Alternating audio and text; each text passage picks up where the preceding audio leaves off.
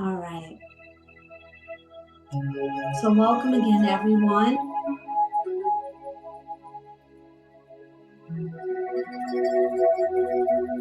This piece is an accompaniment to the intro to Kwanzaa for honoring our ancestors from birth to ancestorship. And before starting, there's a custom in African traditions to pour libation. Here I have a plant, a living plant, and representing the cycles of life. The roots which flow very deeply and connect us all. The greenery, the plants, the many children that reach out and expand for many, many generations to come. The water and dirt for the earth that nourishes us all.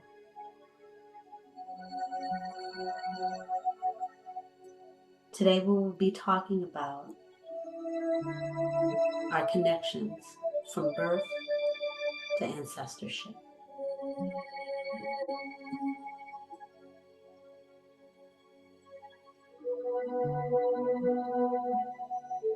In honoring our ancestors, I hear personally so many times that the youth of today, we are our ancestors' wildest dreams. From the connections we make with each other, to the children we birth, to the siblings we share our lives with, and the stories we share amongst each other. We are able to do things that our ancestors only dreamed about. And we too, at some point, will be ancestors as well. But what's in a dream? Do you see yourself in a positive light?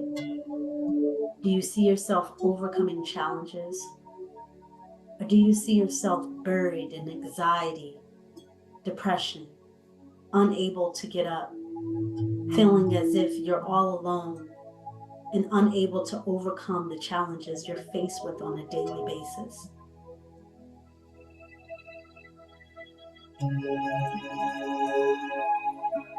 This is where we bring about a rite of passage.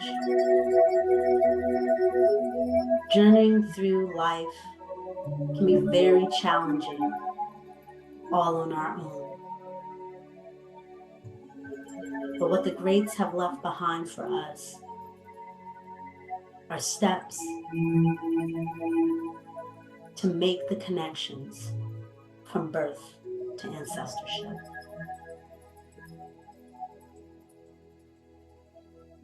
So join me as we explore 5 major African initiation rites on this journey and passage. The first rite of passage is birth. From when we hear our mother's heartbeat or receive our father's warm embrace, this is where the newborn is welcomed into the world. And many times, that first welcome is a naming ceremony, where the elders will come and share the stories of the great life that this new child would bring into the world. The next rite of passage, which is also the major initiation rite of passage that many people talk about, is adulthood. But a lot of times we leave out the younger generation. We think rite of passage in adulthood starts at 18, but really it starts at 12. There's so many changes that happens in a young adolescent and a young adult's life, from how to deal with different responsibilities, how to participate with their elders, that weird, awkward, tweenish space at times. And it's very important that we allow them to know that they're not alone, that we are here to support them, that we have gone through many things as well. And there's a community here to see them through the challenges.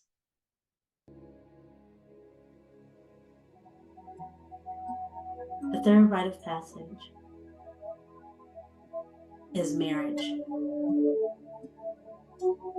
This one, again, is a major rite of passage because it's not only about joining two families, but joining two missions. And in a society where divorce is high, especially in Western society, a lot of African traditional customs were based on foundational missions that the man and woman held together.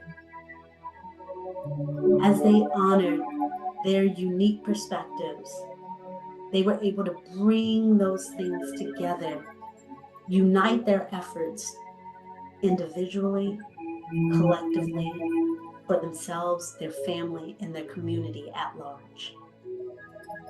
So the rite of marriage was a big responsibility and can continue to be a responsibility to be the change we seek in our world.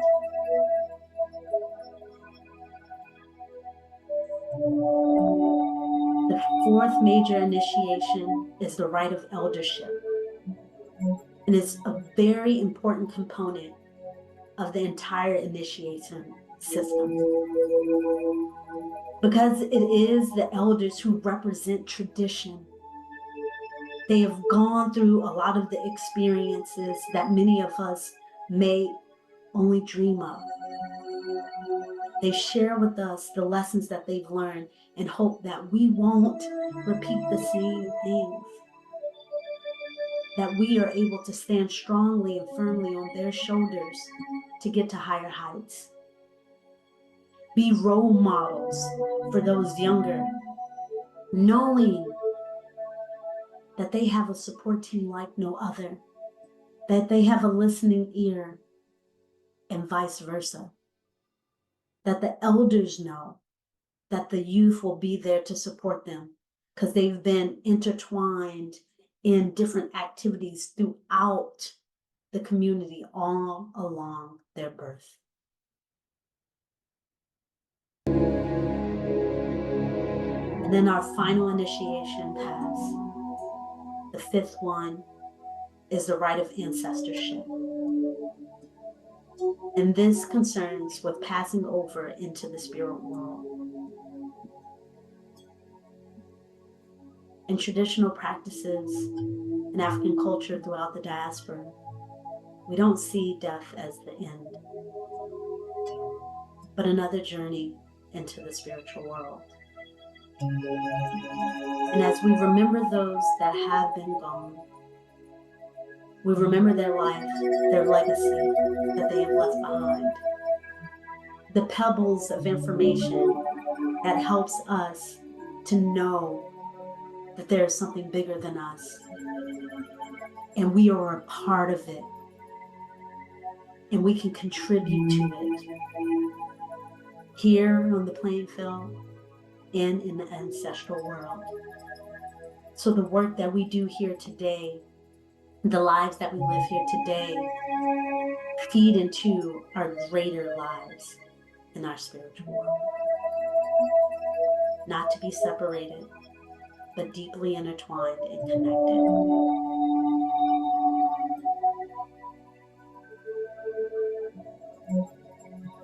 For more information about these 5 major African initiation rites, provided by Professor Manu Ampin,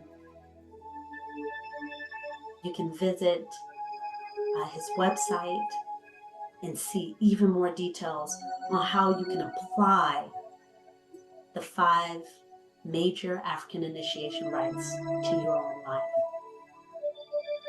And one of those that I will be doing today is sharing with you a special way that I'm personally honoring my ancestors ancestors and friends that have made a difference in our lives.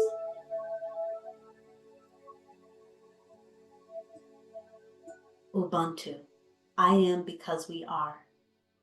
I am here because my mother and father brought me here, and their mother and fathers, and on for 7 generations and more. And how important it is that we honor those that came before us. I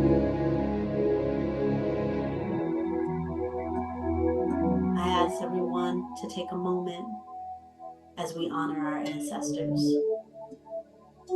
Lillian Hibbler was born June 19th, 1925, and transitioned into ancestorhood June 30th, 2005.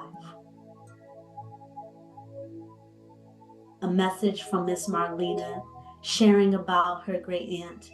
She said, Joseph, my favorite father's oldest sister, who with her other 2 stars raised me, along with strong women, ruled from their mother, and my big mama made me the woman who was allowed to release the woman in her own man.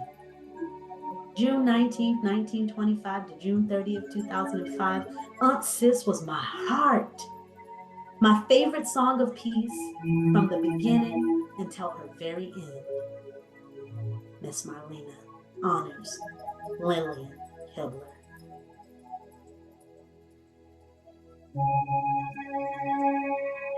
She also says that, like that famous line from The Lion King, Simba, I have never ever left you. It's true. In my case, neither have eased out of my area code or zip cloud. Since they were called home to assist the father, so very blessed to have had such women of strength and devotion.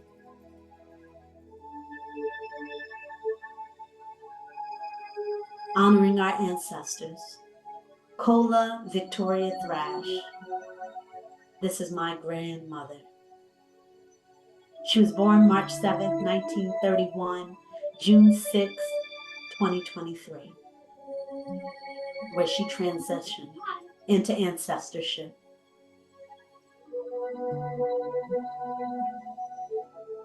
My grandmother was an exceptional wife and mother of 8 children who also worked jobs outside of the home.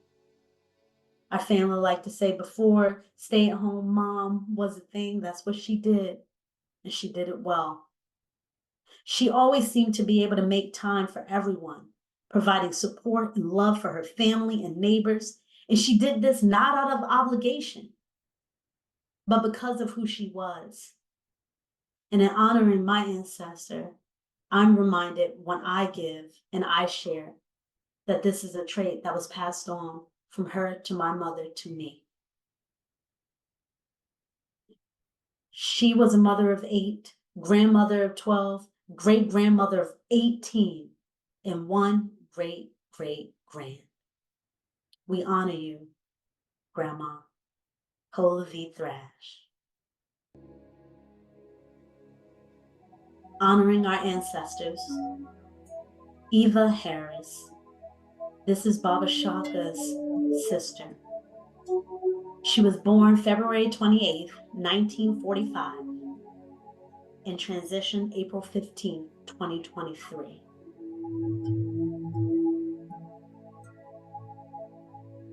Miss Marlena wrote another note to share with you all.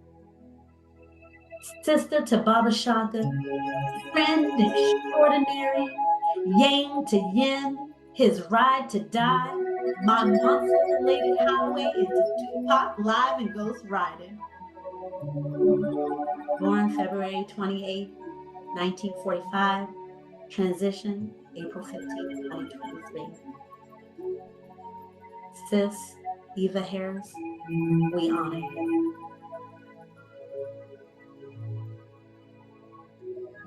Honoring our ancestors. Miss Angela A. James, born May 29, 1955, transition July 23rd, 2023.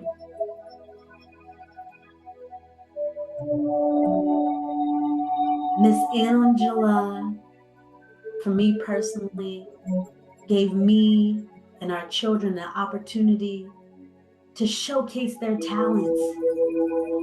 And what I've heard from her niece and her daughter, the experiences that she gave was always to be available for children, to boost up their spirits, to teach them how to be professional, even if they were at a young age, because they were performers. And she too, as a performer, a poet, a storyteller, well-versed in the oral traditions practiced by her family. They call those jellies, women griots. Storytelling put into performance art. Her family from the Caribbean elevated her poetry. She was able to weave in words, music, and movement in an eclectic fusion that appeals to all audiences. Again, born May 29, 1955, and transition July 23rd, 2023. We honor you, Miss Angela A. James. Honoring our ancestors. Helen Overall Rule. December 17th, 1927 is when she was born, and transition August 3rd, 2023. This is a mother of one of our elders who supports and pours so much love into our community. And she shares and leaves this legacy. That Helen was the moral compass for her 9 children, 27 grandchildren, 47 great-grands, and 31 great-great-grands. That's amazing, isn't it? And the stories that she's been able to leave behind for her family helps them to press on, helps them to move on, helps them to remember her and keep her legacy alive. Born December 17th, 1927, transition August 3rd, 2023. Helen Overall Rule, we honor you. Honoring our ancestors. Dimitri Sevier Jr., born December 16th, 1986, and transition November 3rd, 2023. This is a brother of one of our wonderful instructors, Mama Datia, father, and wonderful, wonderful representative of a kind-spirited heart. We share your life, uplift your family as you move on in this next journey of ancestral. Born December 16th, 1986, transition November 3rd, 2023. Honoring our ancestors, I'm reminded by Mama Roz, who always talks about the faith of a mustard seed. And in the scripture it says, if you have faith as small as a mustard seed, you can say to this mountain, move from here to there, and it will move. Nothing will be impossible for you.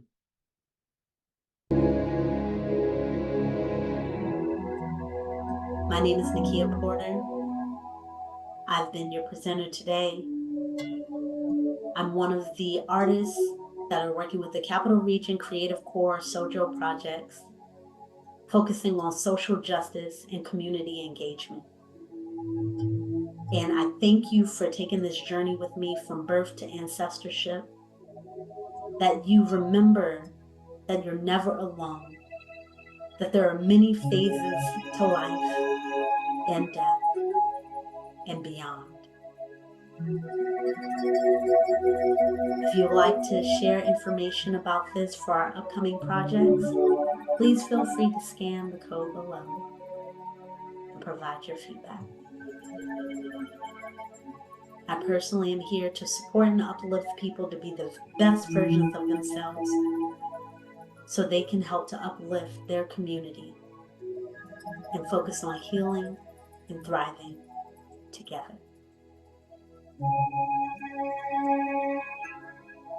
And also as the director of the Melanin Day School Academy, a cross-sector partner with the Sojo CRCC grant, we are exploring African rites of passage together. And together we heal and thrive. Thank you.